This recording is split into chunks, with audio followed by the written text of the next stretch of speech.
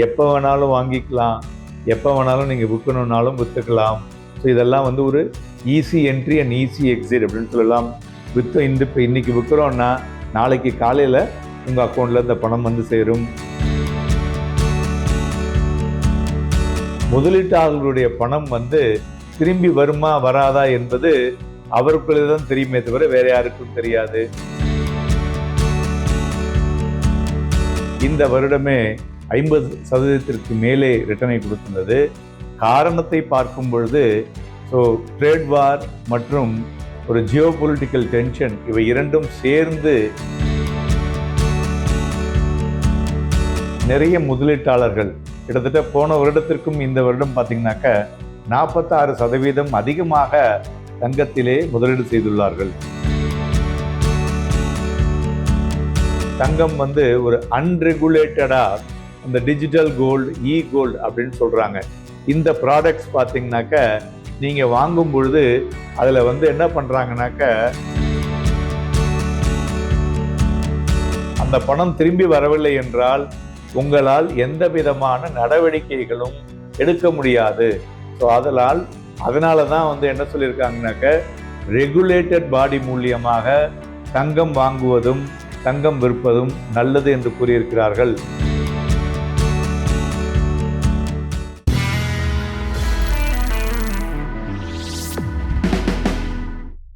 வணக்கம் நேயர்களே. தங்கம் ஒரு எட்டாத தொலைவுக்கு சென்றாலும் மக்களுடைய தினந்தோறும் வாங்குவதிலே அதில் பார்த்தீங்கன்னாக்க ஒரு அதிகமான நாட்டம் இருக்கிறது என்று சொல்லலாம். தங்கம் மட்டுமல்லாமல் வெள்ளியிலும் இருக்கிறது. தங்கம் வந்து கடந்த 2 வருடங்களாக ஒரு அதிகமான ரிட்டர்னை கொடுத்துள்ளது என்று சொல்லலாம். கிட்டத்தட்ட இந்த வருடமே 50% மேலே ரிட்டர்னை கொடுத்துள்ளது. காரணத்தை பார்க்கும் பொழுது ட்ரேட் வார் மற்றும் ஒரு ஜியோ பொலிட்டிக்கல் டென்ஷன் இவை இரண்டும் சேர்ந்து சந்தைகளிலே தங்கத்தினுடைய விலையை ஓரளவுக்கு அதிகரிக்க செய்தது என்று சொல்லலாம். அதனால் இண்டிவிஜுவல் இன்வெஸ்டர்ஸுக்கு பார்த்தீங்கன்னாக்க என்னென்னா தங்கம் இனிமேல் வாங்க முடியாமல் போயிடுமோ, தங்கம் இதுக்கு மேலே இன்னும் ஃபர்தராக போய்கிட்டே இருக்குமோ அப்படிங்கிற எண்ணத்தில் பல முறையில் பல வழிகளில் தங்கத்தை முதலீடு செய்து கொண்டிருக்கிறோம் இல்லையா? ஸோ அதில் பார்த்தோம்னா நாம் நிறைய பேசியிருக்கிறோம். தங்கம் முதலீடு என்பது ஒரு டைரக்ட் இன்வெஸ்ட்மெண்ட், அதாவது ஒரு ஃபிசிக்கல் கோல்டில் வாங்குறவங்க வந்து நிறைய பேர் இருக்காங்க. இப்போ ஃபிசிக்கல் கோல்டு என்னாச்சு, அதை உற்பத்தி செய்யக்கூடிய இடத்திலே நிறைய ஒரு இடர்கள் இருப்பதனால தங்கம் ஃபிசிக்கல் டெலிவரி வந்து டிலே ஆகிட்டு இருக்கு. அதாவது ப்ரொடக்ஷன் லெவலில் டிலே ஆகிறதுனால ரீயூசபிள், அதாவது எக்ஸிஸ்டிங்கை வாங்கி திருப்பி பண்ணுறாங்கல்ல, அதுதான் இந்தியாவிலே அதிகமாக இருந்து கொண்டிருக்கிறது. மறுபுறம் பார்த்தீங்கன்னாக்க எல்லா நாடுகளிலும் ரிசர்வ் பேங்க் ஆஃப் இந்தியா மாதிரி இருக்கக்கூடிய சென்ட்ரல் பேங்க்ஸ் எல்லாம் பார்த்தீங்கன்னா அவங்களுடைய கரண்ட் அக்கௌண்ட் டெபிசிட்டை சரி செய்வதற்காக தங்கத்திலேயும் அவங்களும் அதிகமாக முதலீடு செய்கிறார்கள். அதாவது ரீட்டைல் இன்வெஸ்டர் மட்டுமல்லாமல் இன்ஸ்டிடியூஷனல் இன்வெஸ்டர்ஸும் முதலீடு செய்கிறாங்க. இதை தவிர ரீசெண்டாக பார்த்தீங்கன்னாக்க செக்யூரிட்டி எக்ஸ்சேஞ்ச் போர்ட் ஆஃப் இந்தியாவில் என்ன பண்ணாங்க, மியூச்சுவல் ஃபண்ட்ஸ் மற்றும் இன்ஸ்டிடியூஷனெல்லாம் அவங்க வந்து கமாடிட்டி மார்க்கெட்டில் தங்கம் வெள்ளியில் ட்ரேட் பண்ணலாம் அப்படிங்கிற விஷயத்தையும் கொடுத்தாங்க. ஸோ அதனால் அவங்க அது மூலியமாகவும் டெரிவேட்டிவ்ஸ் மார்க்கெட்டில் இன்ஸ்டிடியூஷனும் முதலீடு செய்ய ஆரம்பித்தாங்க. ப்ளஸ் ETF என்று சொல்லக்கூடிய எக்ஸ்சேஞ்ச் ட்ரேடட் ஃபண்ட்ஸ் இதுலேயும் பார்த்தீங்கன்னாக்க நிறைய முதலீட்டாளர்கள் கிட்டத்தட்ட போன வருடத்திற்கும் இந்த வருடம் பார்த்தீங்கன்னாக்க 46% அதிகமாக தங்கத்திலே முதலீடு செய்துள்ளார்கள். ஸோ அதனால் தங்கத்தினுடைய முதலீடு அதிகரித்து கொண்டிருக்கும் பொழுது அதுபோல் வழிகளும் பார்த்தீங்கன்னாக்க நிறையாக பெருகி வந்துள்ளது. ஆனால் அதிலே ஒரு சில வழிகளை பார்த்தோமேயானால், அதாவது தங்கம் வந்து ஒரு அன்ரெகுலேட்டடாக அந்த டிஜிட்டல் கோல்டு, இ கோல்டு அப்படின்னு சொல்கிறாங்க. இந்த ப்ராடக்ட்ஸ் பார்த்தீங்கன்னாக்க நீங்கள் வாங்கும் பொழுது அதில் வந்து என்ன பண்ணுறாங்கனாக்க இந்த தனியார் நிறுவனங்கள், தனியார் ஜுவல்லரி ஷாப்ஸ் இவங்க எல்லாமே என்ன சொல்கிறாங்க, நீங்கள் ஏதாவது தவறு பண்ணினால், நீங்கள் டிலே பண்ணினால் நாங்கள் அதற்கு பொறுப்பு இல்லை அப்படின்னு சொல்கிறாங்களே ஒழிய அவங்களுடைய விஷயங்களை பற்றி பேசுவதில்லை. இரண்டாவது, அவங்க எல்லாமே பார்த்தீங்கன்னா 11 மாதம் தான் அவங்க கொடுக்குறாங்க. அந்த 11 மாதம் நீங்கள் போடும்போது அவங்க வந்து இந்த ரெகுலேட்டட் பாடி உள்ளுக்குள்ளேயே வரமாட்டாங்க. ஸோ அதனால் இதுக்கு செபி என்ன வார்ன் பண்ணியிருக்கு அப்படின்னு பார்த்தீங்கன்னா, ரீட்டைல் இன்வெஸ்டர்ஸுக்கு இந்த சோகால் இந்த டிஜிட்டல் கோல்டு அண்ட் கோல்டுன்னு சொல்கிறோம் இல்லையா, இந்த 2 ப்ராடக்ட்டுமே வேரியஸ் ஆன்லைன் பிளாட்ஃபார்ம் மூலியமாக கிடைக்கிறது. இவை எல்லாமே ஒரு கிளாசிஃபைடு செக்யூரிட்டிஸோ அல்லது கமாடிட்டிஸ் டெரிவேட்டிவ்ஸோ கிடையாது. இது கம்ப்ளீட்லி அவுட் சைடு செபீஸ்னுடைய பர்வியூ அப்படிங்கிற விஷயத்தை தெக்க தெளிவாக சொல்லியிருக்கிறார்கள். அதாவது கிளாசிஃபைடு செக்யூரிட்டிஸ்ன்னு ஏன் சொன்னாங்க அப்படின்னாக்க, எக்ஸ்சேஞ்ச் ட்ரேடட் ஃபண்ட் ETF என்று சந்தைகளிலே ட்ரேட் ஆகக்கூடிய தங்கமானது கிளாசிஃபைடு செக்யூரிட்டிஸாக செபியில் கொடுத்துருக்காங்க. அடுத்தது மியூச்சுவல் ஃபண்ட்ஸில் வாங்கக்கூடிய ஃபண்ட்ஸ் ஆஃப் ஃபண்ட்ஸ் கமாடிட்டி டெரிவேட்டிவ்ஸ்லேருந்து வாங்குவதனாலே அதற்கு அதனுடைய இன்புட்டும் இருக்கிறது.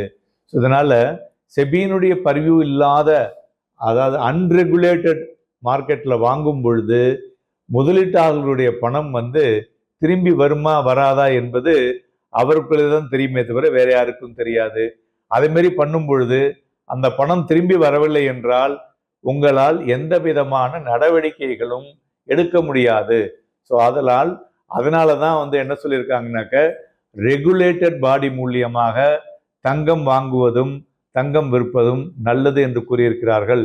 நகைக்கடைகள் எல்லாமே நமக்கு நகைகளை வாங்கி விற்பதற்கு மட்டுமே தவிர அது ஒரு வியாபாரத்திலே சென்று நகைக்கடையில் பண்ணுவது என்பது சரியான வழிமுறைகள் கிடையாது. அதனால அதே மாதிரி இருக்கக்கூடிய டிஜிட்டல் கோல்டு ப்ராடக்ட்ஸ் இது எல்லாமே டிஃப்ரெண்ட் ஃப்ரம் செபி ரெகுலேட் பண்ணக்கூடிய கோல்டு ப்ராடக்ட்ஸுக்கும் அதுக்கும் நிறைய வித்தியாசங்கள் இருக்கின்றன. ஆதலால் அவுட் சைடு பரிவில் இருக்கக்கூடிய செபியினுடைய விஷயங்களை நம்ம முதலீடு செய்வது உங்களுடைய பணத்திற்கு நாளைக்கு நஷ்ட ஈடோ அதற்கு உண்டான ரெகுலேட்டரில் போய் கம்ப்ளைண்ட் பண்ணவோ முடியாது என்பதை நீங்கள் தெளிவாக தெரிந்து கொள்ள வேண்டும் என்று செபி இந்த வார்னிங்கை கொடுத்துருக்காங்க. இரண்டாவது, தங்கத்தை பொறுத்தவரை இந்த ஏற்ற இறக்கம் என்பது ஜியோ பொலிட்டிக்கல் டென்ஷன், ட்ரேட் டாரிஃப்னால இது மாதிரியான விஷயங்கள் இருந்து கொண்டிருக்கிறது.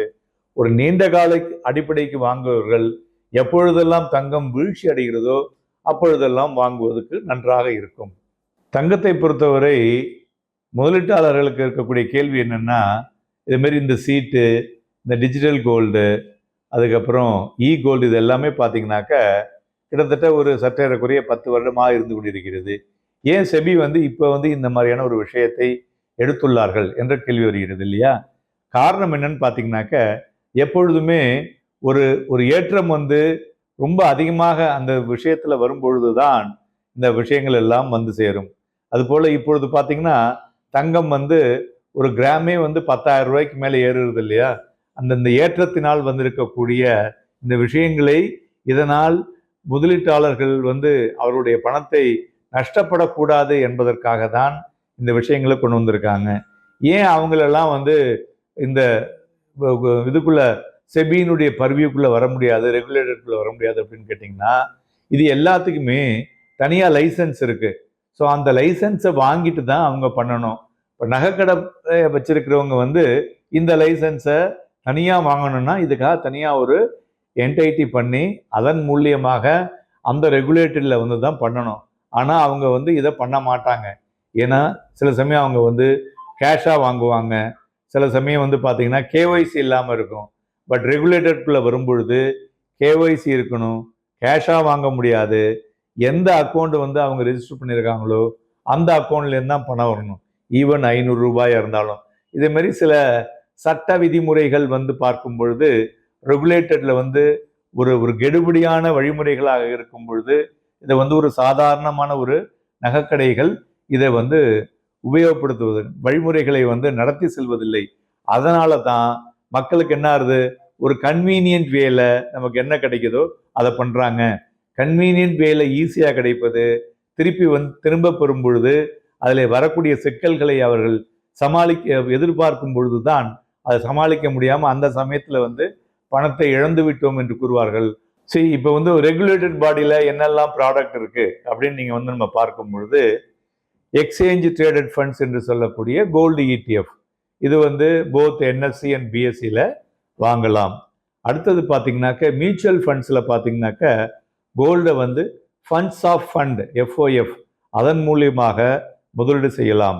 இதை தவிர கமாடிட்டி எக்ஸ்சேஞ்சில் பார்த்தோம்னா இஜிஆர் அப்படின்னு சொல்லிட்டு எக்ஸ்சேஞ்ச் ட்ரேடட் டெரிவேட்டிவ்ஸ், அது மூலியமாக கோல்டை வாங்கலாம்.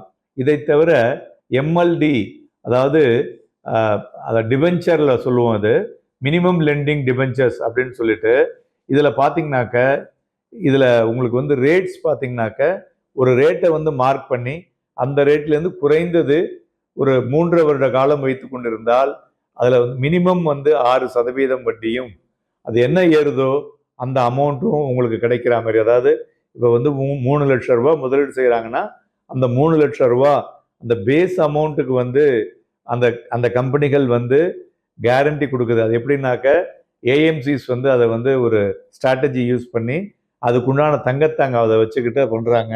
அதுலேயும் அந்த டிபென்ச்சர் மூலியமாகவும் நீங்கள் முதலீடு செய்யலாம். ஸோ இது மாதிரி ரெகுலேட்டட் முதலீடுகள் இவை இருக்கும் பொழுது இதை நீங்கள் திங்க் பண்ணி முதலீடு செய்யும் பொழுது உங்களுக்கு அதன் மூலியமாக பெரிய ஒரு நஷ்டத்தை நீங்கள் எதிர்பார்க்க வேண்டிய அவசியம் இல்லை. இதில் செய்கூலி சேதாரம் இல்லை. நீங்கள் கொண்டு போய் பேங்க் லாக்கரில் வைக்கிற அவசியம் இல்லை.